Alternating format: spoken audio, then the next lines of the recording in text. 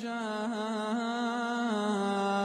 بالحسنة فله خير منها وهم من فزع يومئذ آمنون ومن جاء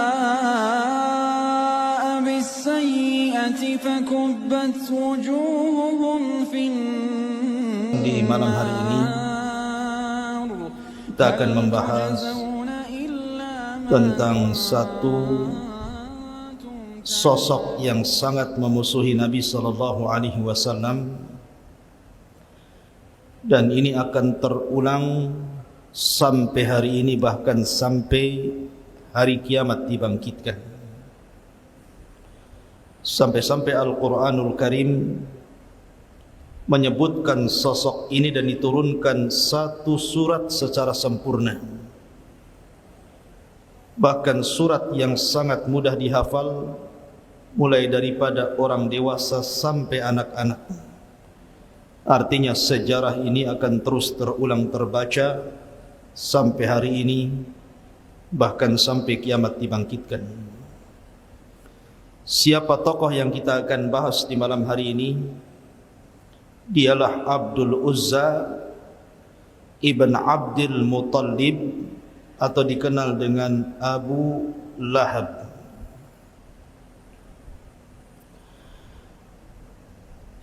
Anda harus bedakan antara Abu Lahab dengan Abu Jahal, karena ada seorang syekh bercerita, ada seorang imam ketika membaca surah Tabbat, salah dia menyebutkan nama. Tabbat siada Abi Jahlin wa tab, katanya. Beda ya Abu Jahal dengan Abu Lahab. Kalau Abu Lahab adalah paman Nabi sallallahu alaihi wasallam dari Bani Abdul Manaf. Sementara Abu Jahal bukan siapa-siapa Rasul, karena dia dari Bani Mahzum, tetapi sama-sama dari Quraisy. Abu Lahab namanya adalah Abdul Uzza ibn Abdul Muttalib ibn Hashim ibn Abdi Manaf ibn Qusay ibn Kilab ibn Marrah ibn Ka'ab ibn Lu'ay, sampai kepada Ibnu Ma'd ibn Adnan, dan terus sampai kepada Ismail alaihi salatu wassalam, putra Ibrahim alaihi salatu wassalam. Lah Abu Lahab sendiri dikaruniai anak-anak yang cukup banyak, ada 4 orang. Yang pertama namanya Utbah ibn Abi Lahab, yang kedua namanya Utaibah ibn Abi Lahab, yang ketiga namanya Mu'tab ibn Abi Lahab, dan yang terakhir Dzurrah bintu Abi Lahab. Ini semua putra-putra dan satu putri Abi Lahab yang disebutkan oleh ahli sejarah. Bicara tentang Abi Lahab, Abu Lahab itu kunyah dan bukan nama aslinya. Sebab saya katakan bahwa nama aslinya adalah Abdul Uzza, sama dengan Abu Jahal, itu kunyah. Nama aslinya adalah Amr ibn Hisham, sama dengan Abu Bakar, itu kunyah. Nama aslinya Abdullah ibn Uthman ibn Kuhafa. Jadi terkadang orang itu dikenal dengan kunyahnya tapi tidak dikenal namanya. Seperti saya, Abu Humairah. Sebagian orang tidak tahu nama asli saya. Tetapi dalam Islam kunyah itu merupakan syaraf, merupakan keutamaan, bahkan sunnah hukumnya. Dan biasanya kunyah itu dinasabkan kepada putra terbesar dari orang yang memiliki putra tadi, atau mungkin putra yang paling saleh dari anak-anaknya, kemudian dikunyahnya kepada dia. Tetapi karena ini sunnah, terkadang orang yang tidak punya anak pun disunnahkan untuk memiliki kunyah. Contohnya Aisyah radhiyallahu anha. Aisyah radhiyallahu anha itu tidak punya keturunan, tapi orang-orang memanggilnya Ummu Abdillah. Padahal Abdullah bukan anaknya Aisyah, tapi anak daripada Asma, saudarinya yang tertua, Asma bintu Abi Bakar, yang menikah dengan Zubair bin Awam. Lahirlah Abdullah ibn Zubair. Tetapi karena Abdullah bin Zubair masih kecil, suka digendong Aisyah radhiyallahu anha, maka orang-orang kemudian memanggilnya Ummu Abdillah. Padahal bukan nama anak Aisyah, karena Aisyah tidak punya anak, tapi begitulah kunyah. Lalu kenapa kemudian Al-Quranul Karim menetapkan kunyah bagi Abdul Uzza dengan Abu Lahab dan Abu Jahal, padahal namanya Amr ibn Hisham? Bukankah kunyah itu sebuah keistimewaan dan sunnah? Ada beberapa alasan yang disebutkan para ulama. Tentu Abu Lahab diberikan kunyah tersebut bukan sebuah keutamaan, karena kalau seandainya kemudian Al-Quran itu menyebut dengan nama aslinya, maka sejarahnya akan hilang ketika wafatnya Abil Uzza. Makanya tidak kemudian disebutkan dalam Al-Quran itu nama Abil Uzza, tapi kunyahnya Abi Lahab, seolah-olah Allah subhanahu wa ta'ala ingin mengatakan kepada kita bahwa akan muncul Abi Lahab setelah Abi Lahab di zaman Nabi SAW. Karena bagaimanapun ada kaidah tafsir yang mengatakan al-ibaratu bi umumil lafzi la bi khususis sabab, bahwa pelajaran dalam Al-Quran itu bukan karena sebab turunnya sebuah ayat atau surat, tetapi karena umum lafaz yang terkandung dalam Al-Quran itu. Ma'asyiral muslimin yang dimuliakan Allah Azza wa Jalla, atau karena nama asli Abu Lahab itu adalah nama musyrik. Abdul Uzza, hambanya Uzza, dan Uzza itu salah satu patung yang disembah di zaman jahiliyah. Sebagaimana Allah mengatakan, afara'aitumul lata wal uzza wa manata salisatal ukhra. Makanya Al-Quran tidak menghendaki nama kesyirikan dalam tata bahasa Quran. Makanya tidak disebut tabat siada Abil Uzza, tetapi tabat siada Abi Lahab, supaya tidak ada lafaz kesyirikan dalam Quran. Karena tidak boleh seseorang menasabkan kalimat hamba kecuali kepada Allah subhanahu wa ta'ala. Adapun kunyah Abu Jahal itu pemberian Nabi SAW. Karena bagaimanapun Abu Jahal itu adalah orang yang dikatakan Nabi SAW Fir'aunnya umat ini. Namanya kan Amr bin Hisham, dan orang-orang jahiliyah menyebutnya Abul Hakam, karena bijaknya kalau bicara Abu Jahal ini. Tapi karena dia menolak Islam dan tidak mendapatkan hidayah, makanya kemudian Rasul pun menggelari Amr bin Hisham dengan Abu Jahlin. Abu itu bapak, Jahl itu bodoh. Bodoh karena tidak menerima hidayah Allah subhanahu wa ta'ala. Ma'asyiral muslimin yang dimuliakan Allah Azza wa Jalla, di zaman Nabi SAW tidak ada satu keluarga yang sepakat memusuhi Nabi SAW melebihi keluarga Abu Lahab. Itu satu keluarga. Dari Abu Lahab, bapaknya, kemudian istrinya Arwa bintu Harbin atau kunyahnya Ummu Jamil, kemudian Utbah dan Utaibah juga ikut menyakiti Nabi SAW. Dan ini pelajaran bahwa seburuk-buruk keluarga adalah keluarga yang memerangi Islam, yang memerangi dakwah dan memerangi kebaikan, seperti keluarga Abu Lahab. Bayangkan ikhwatu fiddin yang dimuliakan Allah Azza wa Jalla, Abu Lahab ini bukan orang lain bagi Rasulullah. Abu Lahab itu paman Rasul. Karena Nabi SAW dikaruniai oleh Allah 10 paman. Tetapi ketika diutusnya Nabi dan Rasul, yang masih hidup kala itu cuma 4. Abu Lahab, kemudian Abu Talib, kemudian Hamzah dan Abbas. Lah dari paman-paman Nabi SAW, yang paling jahat kepada Rasul adalah Abu Lahab. Harusnya kedekatan nasab dengan Nabi SAW itu Abu Lahab orang yang pertama masuk Islam kan? Harusnya seperti itu. Karena dia dekat dengan hidayah.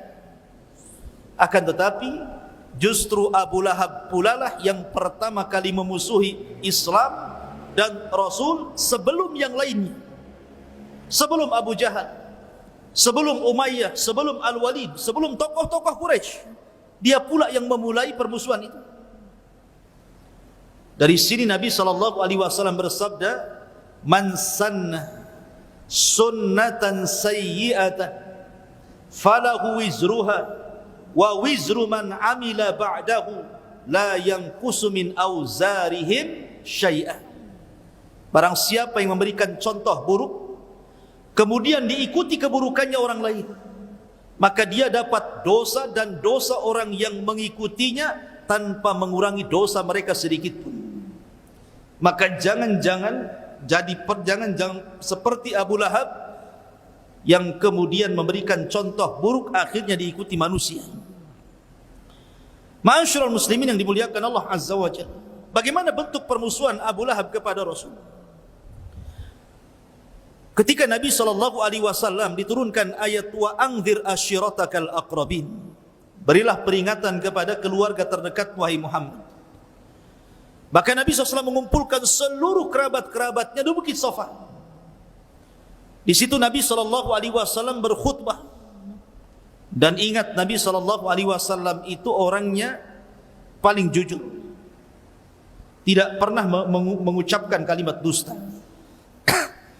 Sehingga Nabi SAW ingin menguji orang-orang Quraisy ketika itu dan mengatakan, ya ma'syara Quraisyin, wahai orang-orang Quraisy, apakah kalau saya katakan sesungguhnya min wara'i hadzal jabal, di balik bukit Abi Kubais ini, khailun yusabbihukum wa yumassikum, ada tentara berkuda yang akan menyerang kalian di pagi ataupun sore hari kalian, apa kalian mau membenarkan kata-kataku? Sepakat orang-orang berteriak dan mengatakan, majarrabna alaika kadhiba, kami tidak pernah mendapati kedustaan di lisan wahai Muhammad. Katakanlah kalau engkau ingin perlu kepada kami. Ketika Rasul melihat bahwa semuanya mengakui kejujuran dia, dari sini maka Nabi SAW mulai kemudian mendakwahkan dakwah tauhid.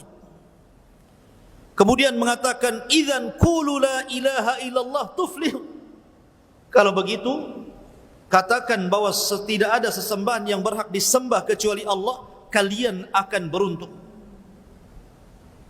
Ketika Nabi SAW sedang berceramah seperti itu, mengajak manusia ke dalam tauhid, di tengah-tengah keramaian orang, tiba-tiba muncul orang yang berteriak, rupanya Abu Lahab. Kemudian mengatakan, tabban laka sa'iral yaum ya Muhammad, alihadza jama'tana, kecelakaan bagi engkau seluruh hari ini wahai Muhammad, oh untuk ini kau kumpulkan kami ya rupanya. Dari sini permulaan permusuhan Abu Lahab. Tapi Nabi SAW itu orang beradab, tidak membantah sama sekali pamannya, dia diam saja. Sampai akhirnya turun surah Tabbat yada Abi Lahab wa tab ila akhiril ayat. Inilah permulaan permusuhan orang-orang kafir terhadap Nabi SAW, dimulai dari pamannya sendiri. Bahkan ketika Nabi SAW datang ke pasar-pasar atau datang musim haji dan umrah, dari mana-mana orang datang ke Mekah untuk haji dan umrah ala jahiliyah, maka Nabi SAW mulai berdakwah ke pasar-pasar dan ke kerumunan manusia. Ayuhan nas, qulu la ilaha illallah. Wahai manusia, katakan la ilaha illallah. Tamliku bainal arabi wal a'jam. Kalian akan menguasai bangsa Arab ataupun bangsa non-Arab. Lah Abu Lahab itu selalu ada di belakang Rasul. Sambil melempari batu kecil itu, dia lempari kepada Rasul. Kemudian mengatakan, la tusaddiquhu fa innahu kadhib, fa innahu sahir. Jangan kau benarkan orang ini. Orang ini pendusta, orang ini tukang sihir. Bayangkan, Nabi mengajak manusia ke dalam tauhid, sementara Abu Lahab berteriak-teriak di belakang Rasul dan mengatakan, jangan kau benarkan orang ini karena dia tukang sihir dan dia orang gila dan dia pendusta. Secara logika ikhwan, kalau yang menentang Rasul orang lain, itu biasa saja. Wajar orang itu bermusuhan dengan orang yang tidak ada hubungan kerabat. Tapi kalau yang memusuhi orang dalam, apalagi pamannya sendiri, kira-kira pandangan orang lain seperti apa coba? Pasti pandangan orang lain mengatakan, alah pamannya saja mengatakan dia dusta, apalagi kami. Pamannya saja mengatakan dia tukang sihir, dia gila, apalagi kami. Inilah tantangan terberat dalam dakwah kalau yang menghalang-halangi orang dalam. Yang menghalangi dakwah dari dalam, apalagi dari tubuh keluarga, itu sangat berat sekali. Dan itu yang dialami Nabi SAW.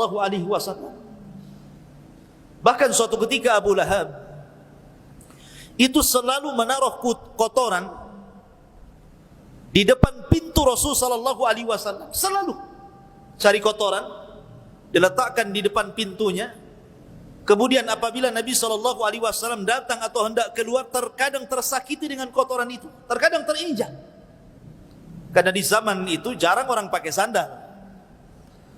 Sandal itu sesuatu yang sangat istimewa di zaman itu. Jangan di zaman itu, di zaman kita kecil-kecil saja orang ke sekolah itu nggak pakai sepatu, nyeker kan gitu. Susah orang membeli sepatu itu. Apalagi di zaman Rasul. Orang pakai sandal itu kalau safar saja.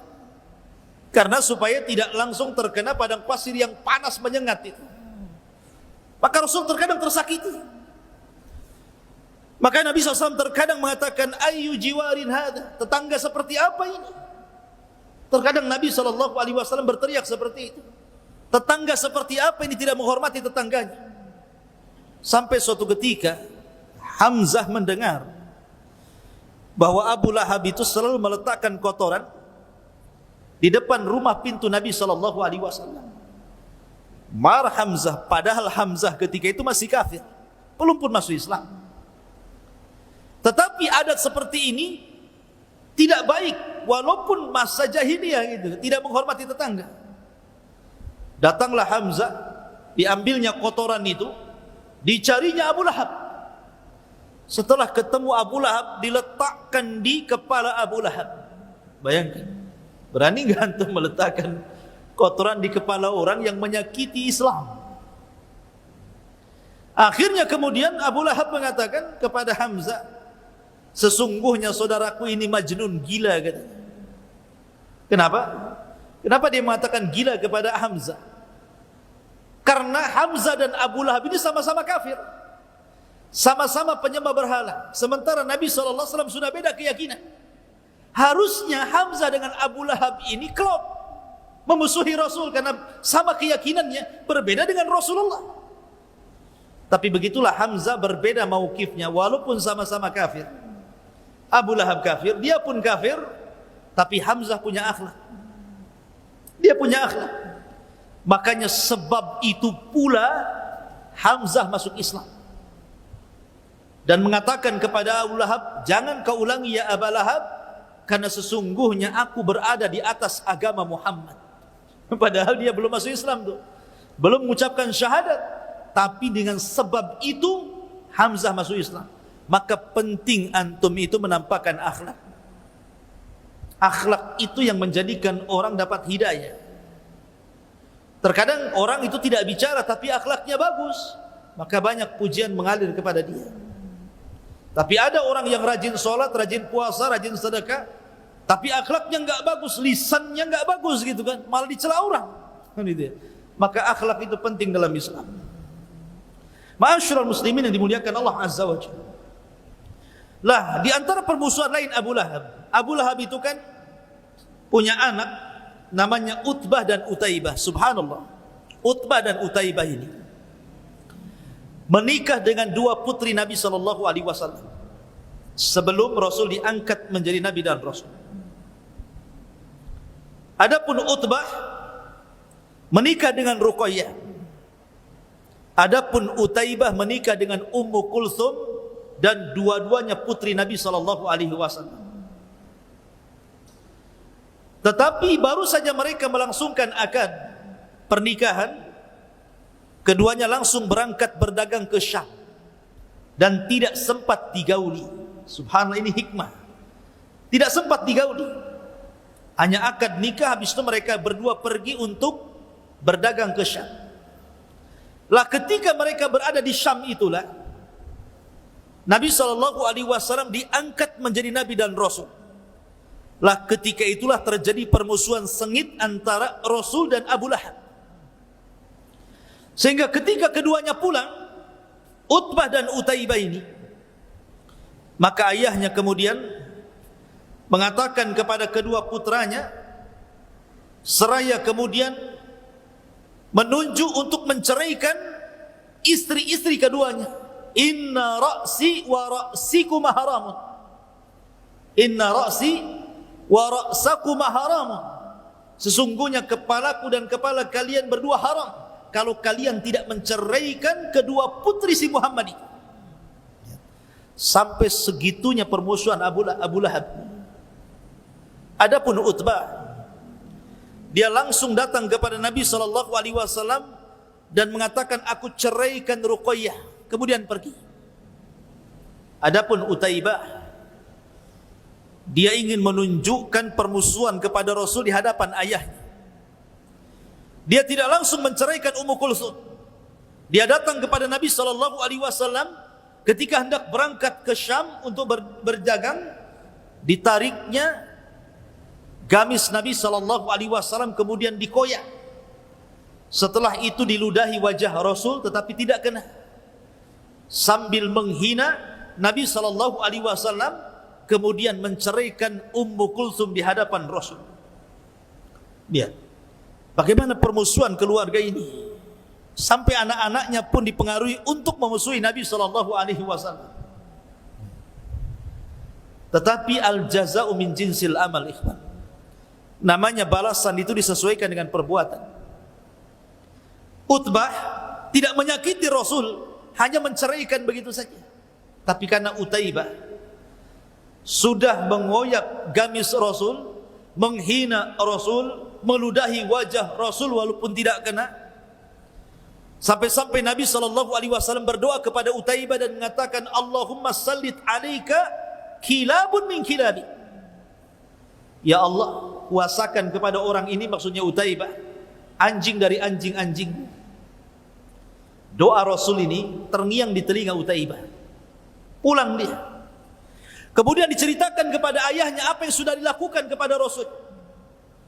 Dan diceritakan juga doanya Nabi SAW kepada dia, Allahumma sallit alaika kalbun min kilab. Ya Allah, kuasakan kepada orang jahat ini anjing dari anjing-anjing. Abu Lahab gemetar ketika itu, karena mereka tahu doa orang-orang yang dizalimi itu mustajab. Dan dalam hati mereka itu mengakui kebenaran Nabi SAW.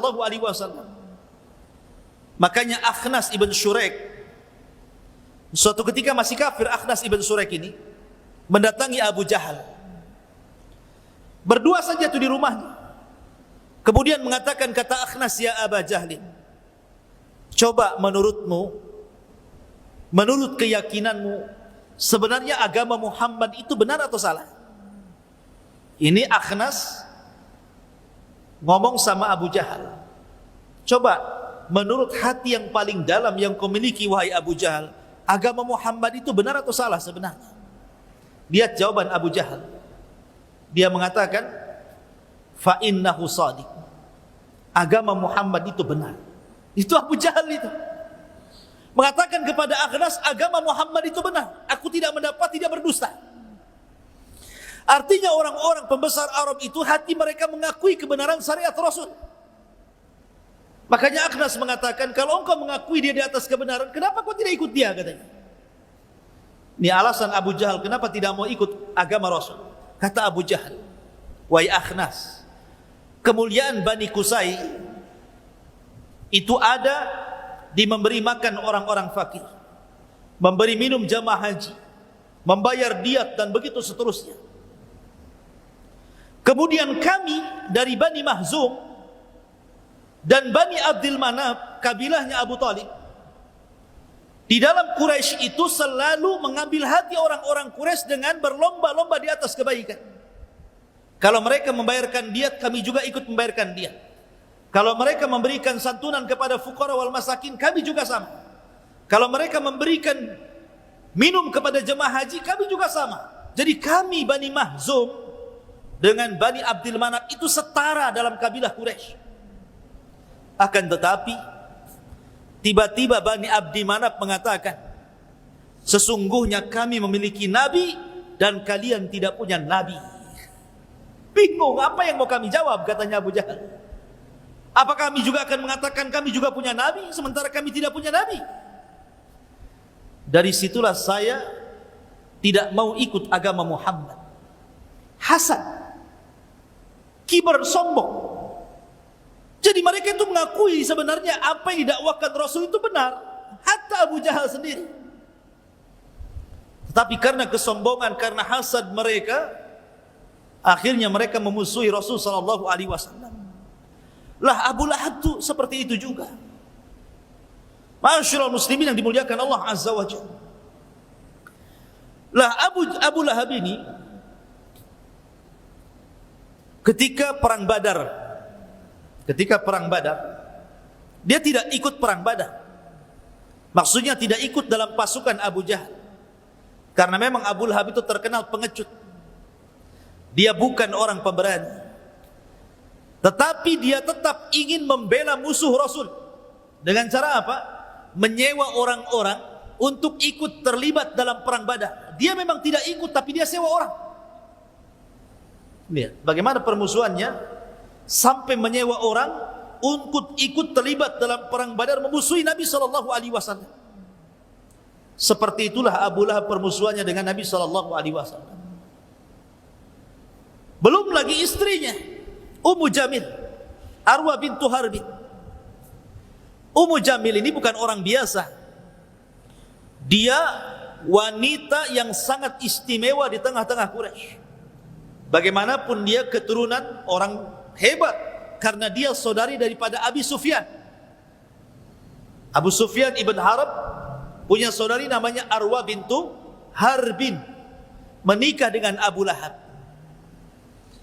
Karena Abu Lahab itu dari sekian paman Rasul yang paling kaya itu Abu Lahab, kemudian yang paling ganteng. Orangnya tampan Abu Lahab itu. Makanya orang Arab ketika mengatakan kepada orang yang tampan itu dengan sebutan lahab, cahaya, bercahaya. Karena tampannya Abu Lahab, kemudian orang kaya, wajar mendapatkan istri dari turunan bangsawan Arwa bintu Harbin.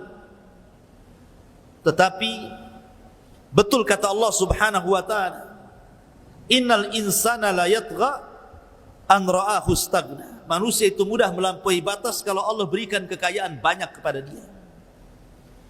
Lah Ummu Jamil ini tidak kalah hebatnya permusuhan dengan Nabi sallallahu alaihi wasallam. Sampai-sampai Al-Qur'an sendiri mengatakan hammalatal hatab.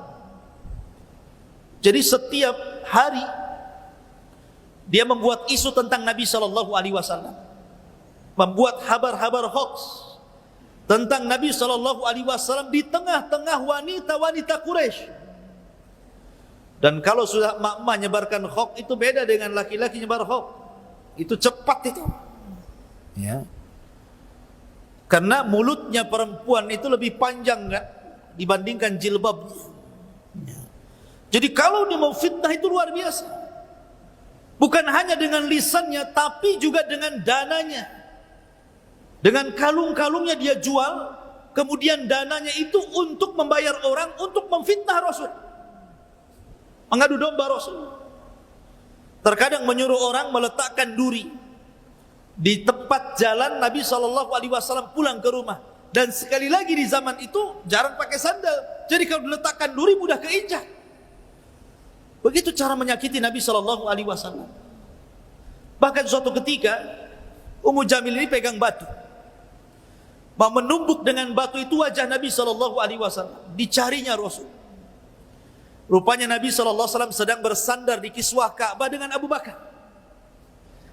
Ketika dari kejauhan Abu Bakar melihat Arwa bintu Harbin dan mengatakan, "Ya Rasulullah, kayaknya wanita ini sedang marah, sebaiknya kau pergi."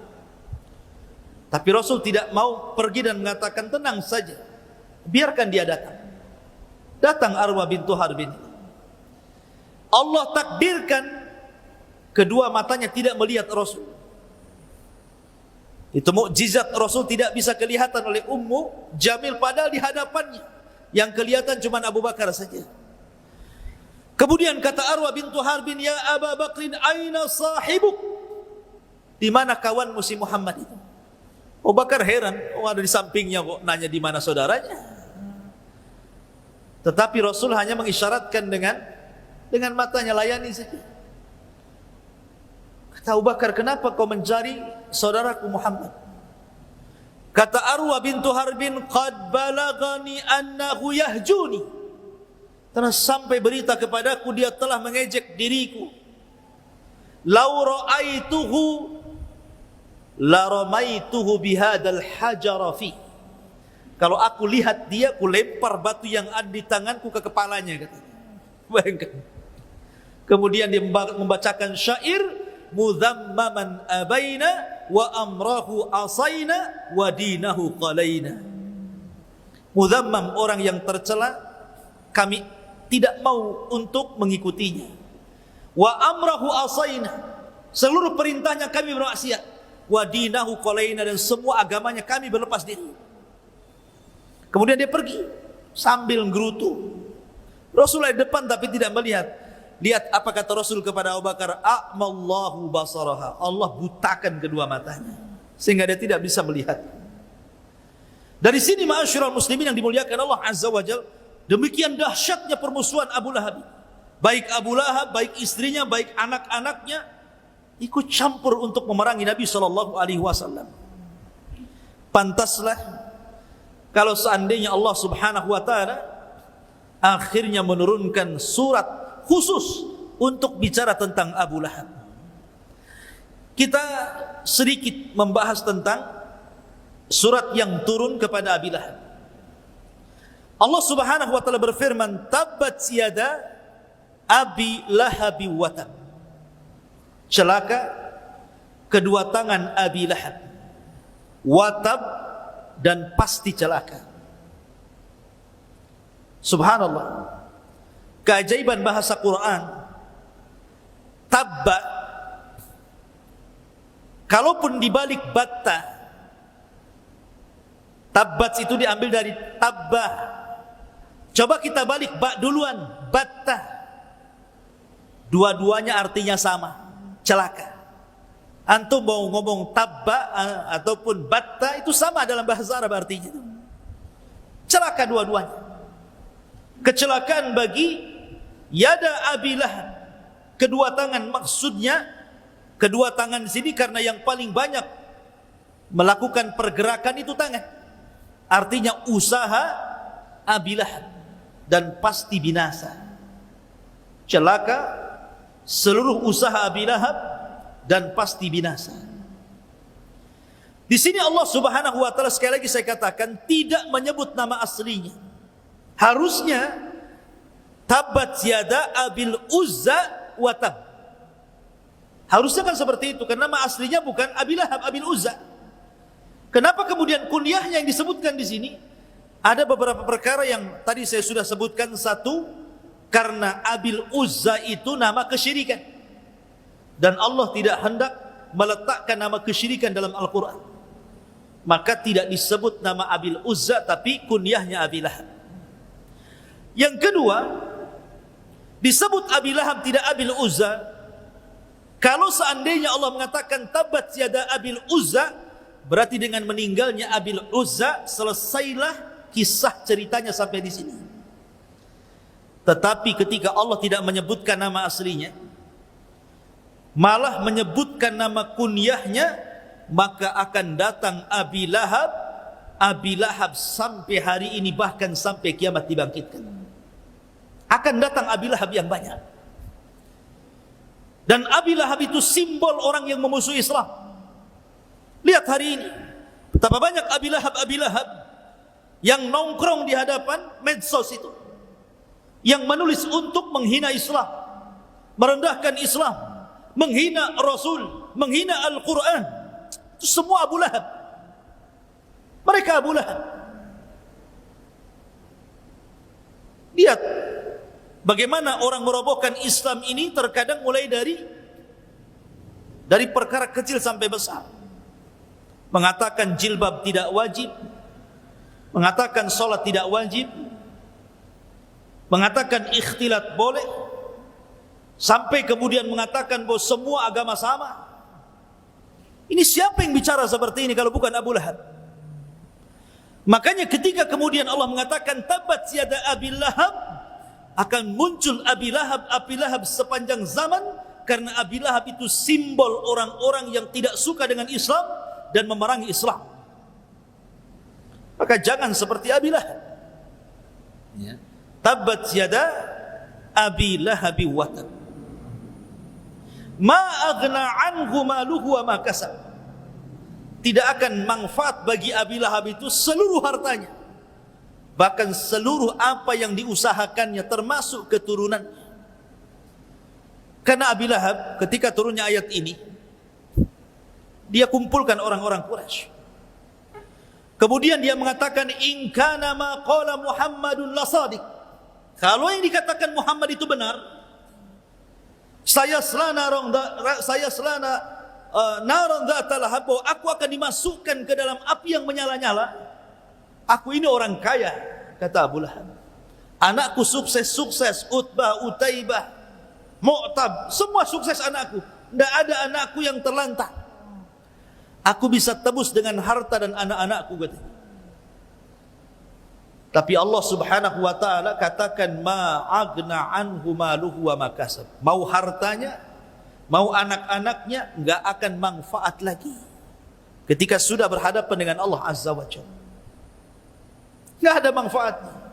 Makanya Allah mengatakan, yaumul la yanfa'u malun wala banun illa man atallaha biqalbin salim. Pada hari di mana harta dan anak-anak tidak ada sama sekali yang bisa menolong, kecuali orang yang datang kepada Allah dengan membawa hati yang selamat. Jadi apalah hartanya? Makanya Umar bin Abdul Aziz, khalifah yang sangat adil, sebelum wafatnya dia minta diantar ke kuburan. Kemudian dia turun ke liang lahat. Kemudian dia mengatakan, ma aghna anni maliyah, halaka anni sultaniyah. Duhai harta yang kubangga-banggakan, kalau orang sudah masuk ke liang lahat ini, enggak ada manfaatnya. Duhai kepemimpinan jabatan yang selama ini kubanggakan, apalah manfaatnya kalau orang sudah masuk ke liang lahat ini, coba. Kemudian dia menangis. Ma'asyiral muslimin yang dimuliakan Allah Azza wa Jalla, ma aghna anhu maluhu wa ma kasab. Justru terkadang harta dan anak-anak itu akan menjadi bumerang pemiliknya ketika kedua perkara itu justru digunakan untuk memusuhi Islam. Dilipat gandakan azabnya. Dan ada orang-orang yang musuh Islam itu menghabiskan hartanya dan juga menggerakkan anak-anaknya, seperti Abi Lahab. Ma'asyiral muslimin yang dimuliakan Allah Azza wa Jalla, dari sini ada faedah yang besar bahwa tidak ada manfaat sedikit pun nasab, apakah nasab sampai kepada Rasul ataukah kepada yang lainnya. Nasab itu tidak akan manfaat. Padahal Rasul mengatakan semua nasab terputus pada hari kiamat kecuali nasab yang tersambung kepadaku. Abi Lahab tersambung nasabnya kepada Rasul. Manfaat? Tidak. Tidak ada manfaat kedekatan Abi Lahab dengan Rasul. Sama sekali. Padahal ikhwan, Nabi SAW kan punya paman 4. Hamzah, Abbas, Abi Lahab, Abu Talib. Okelah Hamzah dan Abbas ini masuk Islam. Kita tidak akan bicara. Tapi Abu Talib itu mati kafir. Abu Lahab mati kafir, sama-sama kafirnya. Tetapi satupun Al-Quran dari surah Al-Fatihah sampai Qul a'udzu birabbin nas, tidak ada satupun ayat ataupun surat yang mencela Abu Talib. Mana ada? Coba Anda cek Al-Quran. Tidak ada satupun ayat yang mencela Abu Talib. Tidak ada. Bahkan Abu Talib mendapatkan syafaat khusus bagi Rasul. Dia diringankan azabnya walaupun tidak bisa keluar dari neraka selamanya. Tapi diringankan azabnya. Dia hanya sampai ke tumit mata kakinya, nerakanya, tapi cukup mendidihkan kepalanya, kata Rasul. Harusnya Abu Talib itu berada di gelombang neraka yang paling dalam, tapi karena dia sudah menolong diriku semasa dakwahku, kata Rasul, maka diberikan syafaat khusus, diringankan azabnya. Tetapi Abu Lahab sama-sama kafir. Abu Talib mati kafir, Abu Lahab mati kafir. Tapi lihat, Allah Subhanahu wa taala turunkan ayat Tabbat yada Abi Lahab dengan surat yang sangat pendek dan tidak disisipkan di surat yang panjang. Kan bisa saja surah Al-Lahab ini disisipkan di tengah-tengah surah Al-Baqarah, disisipkan di tengah-tengah surah Al-Imran, disisipkan di tengah-tengah surah An-Nisa, disisipkan di tengah-tengah surah Al-A'raf, kan bisa saja. Kenapa kemudian dipisahkan?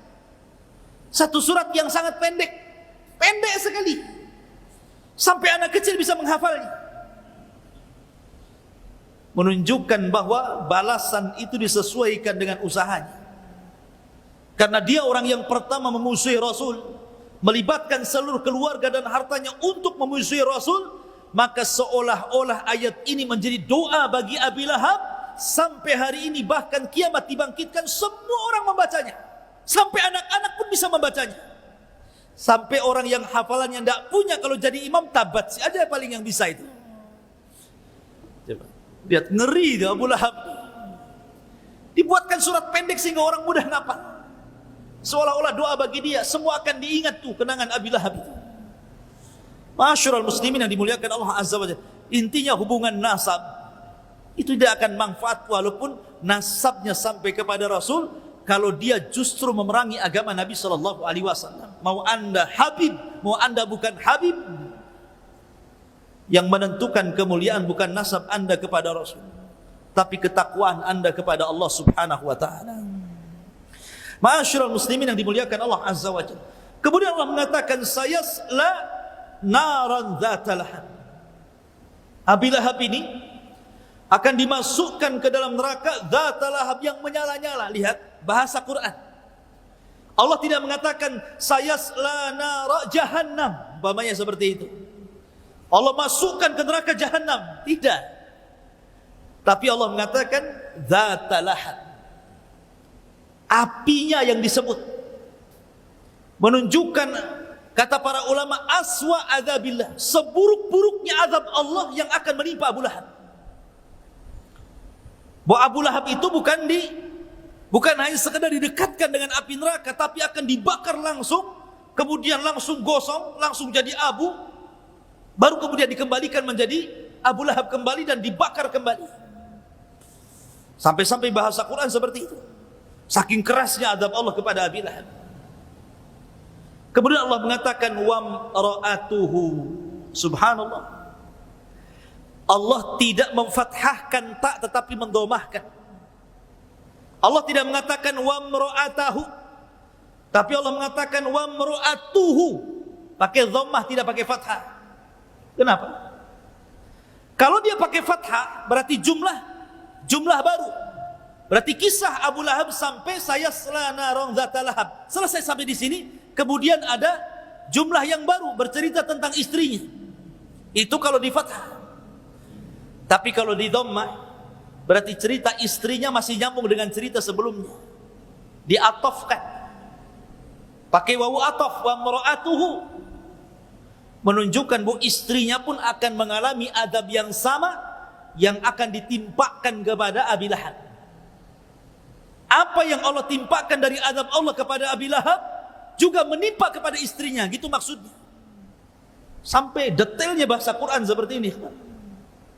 Allah tidak memfathah wa mra'atahu, tapi wa mra'atu dimaktufkan bahasanya. Diatofkan gitu. Disambungkan dengan kalimat sebelumnya. Dan kenapa? Bukankah Arwa bintu Harbin itu istrinya Abu Lahab? Dan bahasa Quran istri itu pakai zaujatun, kan itu ya, istri itu zaujatun. Kalau imro'ah itu wanita biasa. Harusnya bahasa Quran itu wa zaujatuhu, kan itu ya, hammalatal hatab. Tapi kenapa Allah mengatakan wa mra'atuhu dan wanita Abi Lahab, bukan menggunakan kalimat dan istrinya Abi Lahab? Ini Al-Quran ya. Beda zauja dengan imro'ah. Kata para ulama, lihat ketika Allah mengibarahkan istri Lut, istri Nuh, istri Fir'aun, semua menggunakan kalimat imro'ah. Wa daraballahu mathalan lilladzina kafarum ra'ata Nuhin wa imra'ata Lut. Kenapa Nuh seorang nabi, Lut seorang nabi, tidak menggunakan zaujah tapi menggunakan imro'ah? Karena dalam keluarga Nuh dan Lut itu tidak ada kedamaian. Tidak ada kedamaian. Karena kedua wanita Lut dan juga Nuh ini berkhianat kepada suaminya. Fakhanatahuma. Makanya Allah mengatakan wa qila dkhulan nar ma'ad dakhilin. Allah masukkan kedua wanita ini ke dalam neraka. Sama di sini juga wa mara'atuhu hammalatal hatab. Seolah-olah Allah ingin mengatakan bahwa Abu Lahab dengan istrinya ini tidak akur dia dalam rumah tangganya. Banyak cekcok, dan cekcoknya istrinya Abu Lahab dengan Abu Lahab itu lebih besar di dalam rumah tangga dibandingkan di luar rumahnya. Jadi mereka itu selalu tidak damai, tidak tenang, suka cekcok. Mereka hanya sepakat itu kalau memusuhi Nabi saja. Oh gitu. Jadi itu bahasa Quran seperti itu. Sebab kalau sudah cekcok di dalam rumah, pasti akan buruk keluar rumah. Coba saja antum bermasalah dengan istri kan, marah dengan istri. Kadang-kadang kemarahannya ini terbawa keluar rumah kan. Kenapa lah kau emosi hari ini? Tak ada lah, padahal lagi emosi di rumah kan gitu. Itu terbawa tuh biasanya seperti itu. Lah makanya Abu Lahab ini emosi dalam rumah itu juga keluar rumah sama dengan istrinya. Makanya Allah tidak menggunakan wa zaujat lain dengan istri-istri Rasul. Allah tidak menyebut dengan kalimat imro'ah. Ya ayyuhan nabi kul ya ayyuhan nabi kul li azwajika wa banatika wa nisa'il mu'minin, dan itu. Wahai Nabi, katakan kepada ajwaz, jama daripada zaujah, istri-istrimu. Karena istri Rasul dengan Rasul itu sakinah, mawaddah, warahmah, tidak ada permusuhan. Tapi keluarga Abu Lahab itu permusuhan, itu suami istri, sehingga permusuhannya sampai keluar rumah.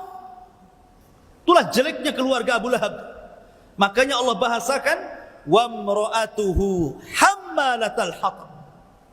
Hamma dalam bahasa Arab itu namanya siyagul mubalaghah.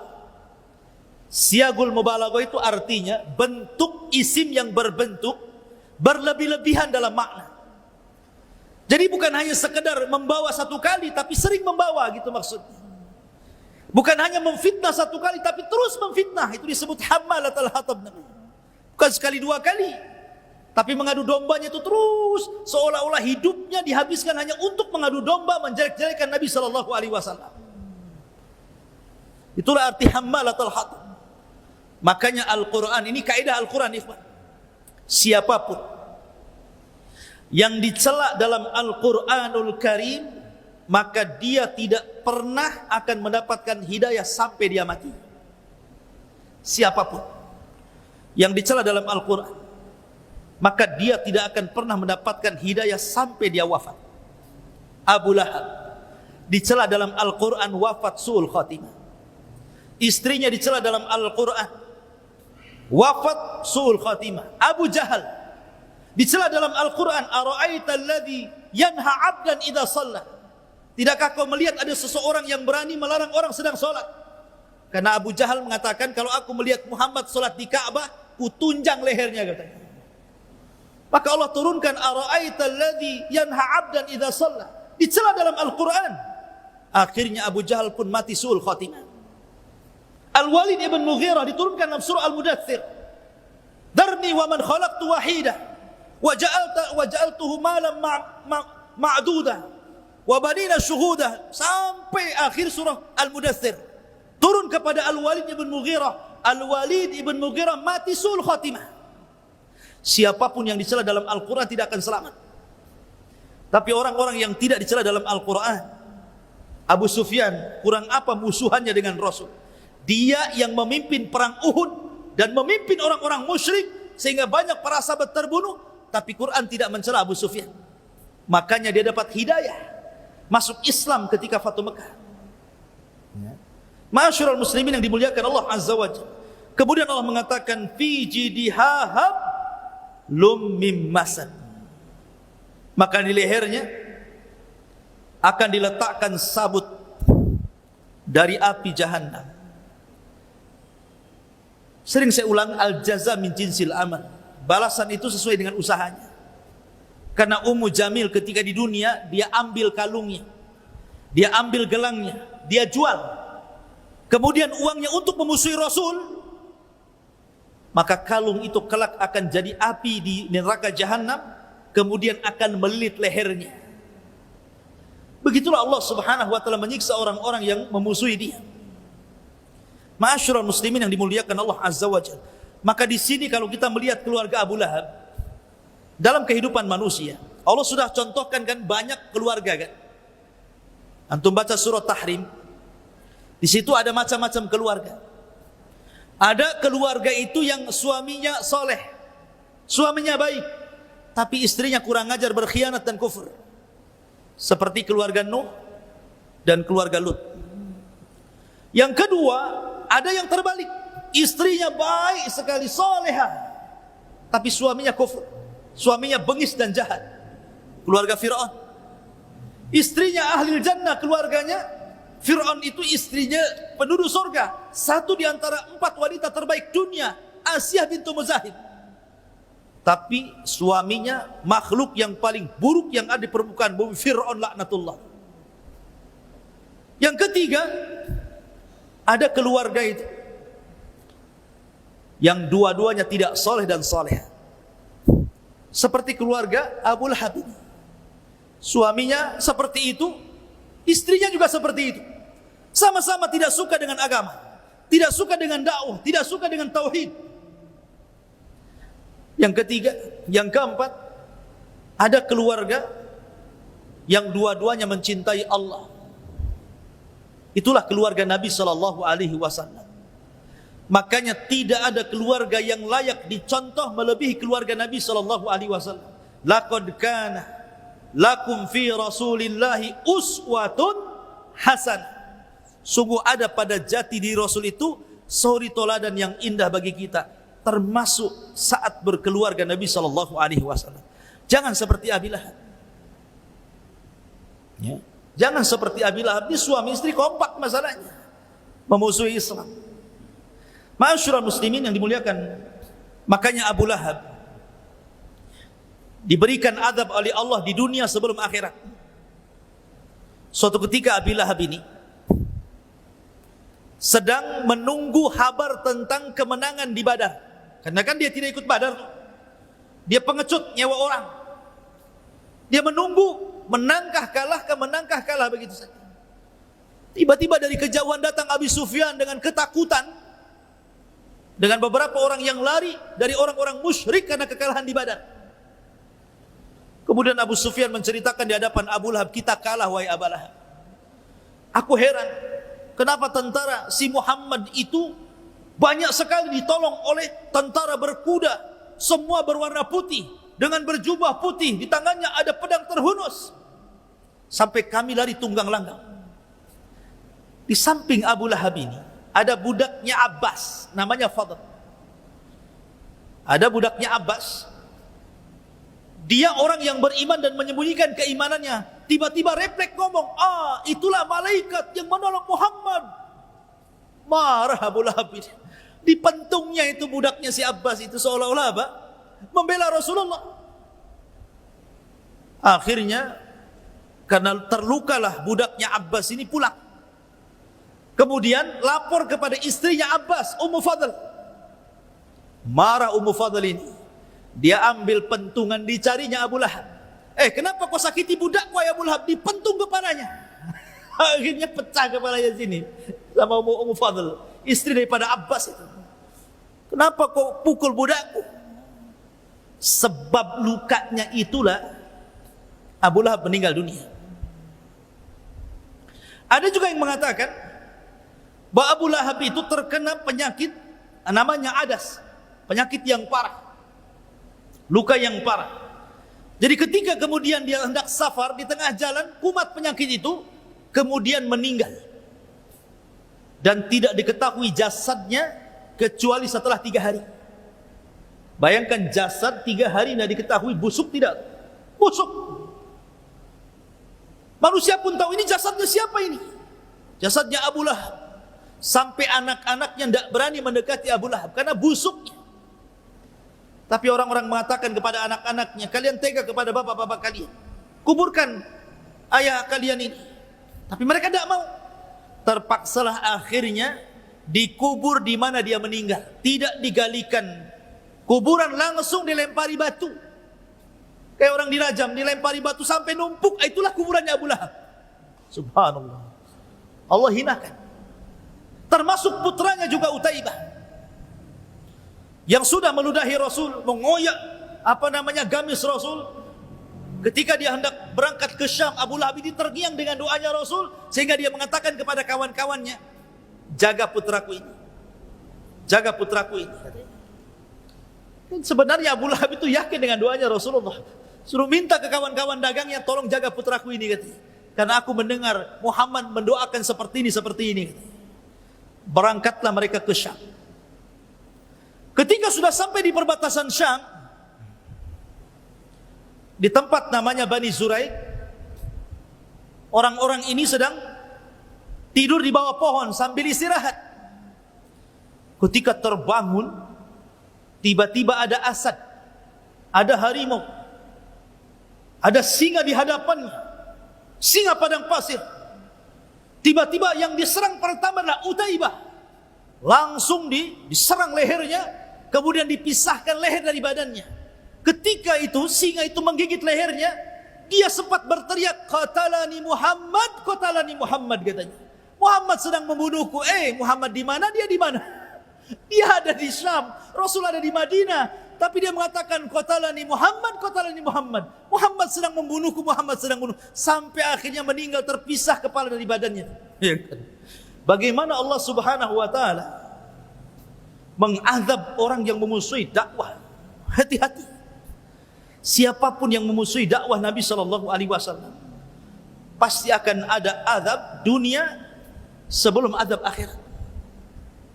Dan itu terjadi di zaman Imam Ibnu Hazm, sampai dikisahkan di zaman Imam Ibnu Hazm, ada seorang laki-laki yang mendengar hadis, kan tidak boleh seseorang itu dalam sholat melihat ke atas atau ke samping, karena itu curian syaitan yang sedang mencuri khusyuk kita. Ya. Kemudian Nabi SAW mengancam akan dirobah kepalanya seperti kepala keledai, kan begitu hadisnya. Siapa yang mengangkat kepalanya melihat ke langit kemana-mana ketika sholat itu, maka akan dirobah kepalanya seperti kepala keledai. Dalam riwayat, apabila dia mendahului imam. Jadi imam belum ruku, sedang ruku belum berdiri, dia sudah berdiri, maka diancam kepalanya seperti kepala keledai, akan dirobah kepalanya seperti kepala keledai. Jadi orang ini nggak yakin Ah, mana ada kepala orang kok diganti dengan kepala keledai katanya. Dipraktekkan pula dalam sholat sama dia. Jadi sebelum imam itu bangkit dari ruku, sudah ruku dulu. Subhanallah. Seketika itu Allah robah kepalanya seperti kepala keledai. Dan itu disebutkan oleh Imam Ibnu Hazm dalam kitabnya. Allah berikan azab sebelum dunia, sebelum akhirat. Bahkan di zaman salaf ada orang yang menghina hadis Rasulullah SAW mengatakan, "Idza staiqadha ahadukum min naumihi," apabila seseorang bangun dari tidur malamnya, hendaklah dicuci, falyaghsil yadayhi thalatha marrat, hendaklah cuci tangannya 3 kali. Fa inna ahadakum la yadri aina batat yadah, karena seseorang tidak tahu ketika tidur malam itu tangannya di mana, nginap di mana enggak tahu. Nginap di belakang kan, nginap di depan kan enggak tahu kan, itu antum tidur. Tangan antum malah di mana kan enggak tahu. Nyelip-nyelip di mana kan enggak tahu. Makanya setelah bangun tidur cuci dulu. Jangan langsung main ambil nasi, sahur gitu. Nanti enggak jelas isi tangannya. Tiba-tiba ada seorang laki-laki mengatakan, "Ana adri aina batat yadi." Saya tahu di mana tangan saya menginap. Kurang ajar tidak? Rasul yang mengatakan tidak tahu, dia mengatakan tahu pula, kan begitu ya? Ini kan kurang ajar hadis Nabi. Akhirnya dihukum orang ini. Ketika keesokan harinya dia tertidur, tiba-tiba Allah masukkan tangannya satu hasta ke dalam duburnya. Satu hasta itu dari sini ke sini loh Pak, masuk ke liang dubur. Ketika dia bangun, dia kaget tangannya ada di dalam dubur itu. Sekarang baru tahu kan di mana tangannya menginap. Subhanallah. Karena ini menghina sunnah Nabi. Bahkan di zaman Nabi juga ada. Ada orang makan pakai tangan kiri. Kata Rasul, "Kul biyaminik," makan dengan tangan kananmu. Dia mengatakan, "La astati," saya enggak bisa. Belum dicoba sudah bilang enggak bisa. Di depan Nabi lagi. Maka Rasul marah dan mengatakan, "Mastata'ta abadan, idzan mastata'ta abadan." Kalau gitu kau tidak akan mampu mengangkat tanganmu selamanya, katanya. Akhirnya dua-duanya enggak bisa ngangkat gitu. Mau makan susah coba. Maka hati-hati dalam mencela sunnah. Maka lihat adabnya Abu Lahab, ini pelajaran besar bagi kita. Jangan sampai menjadi keluarga seperti keluarga Abi Lahab. Wallahu a'lam bishawab. Sudah jam 9 lebih.